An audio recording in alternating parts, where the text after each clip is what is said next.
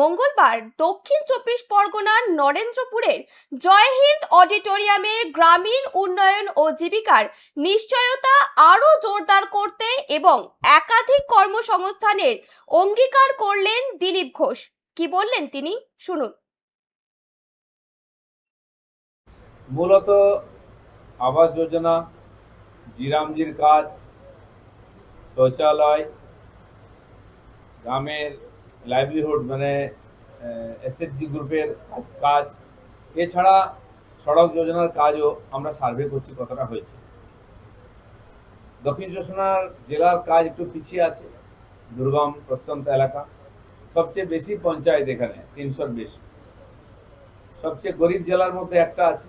তাই আমাদের কাছে একটা চ্যালেঞ্জ, সুন্দরবন এলাকার বিস্তীর্ণ এলাকায় যে মানুষ থাকেন, তারা বাঘের সঙ্গে লড়াই করে, কুমিরের সঙ্গে লড়াই করে থাকেন। জল জঙ্গল তাদের জীবনের আধার।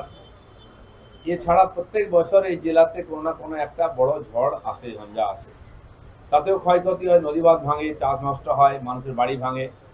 যেন এখানকার সাধারণ মানুষের জীবনের উন্নয়নের জন্য এই যে প্রাথমিক বিষয়গুলো, শৌচালয়, আবাস, রাস্তা, খাওয়ার জলের ব্যবস্থা, জিরামজির মাধ্যমে তাদের কাজের ব্যবস্থা, এটা করে দেওয়াটা আমাদের কাছে একটা বড় চ্যালেঞ্জ।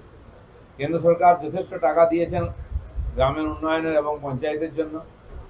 আর আগে কিছু প্রকল্প স্কিমের ব্যাপারে কিছু রেস্ট্রিকশন ছিল, এখন সেটাও তুলে দেওয়া হয়েছে। 318টা স্কিমকে যুক্ত করা হয়েছে, যাতে গ্রামে যে কোনো কাজে আমরা লোককে লাগাতে পারি, কাজ দিতে পারি, এবং গ্রামের যে কোনো লোককে আমরা কাজ দিতে পারি।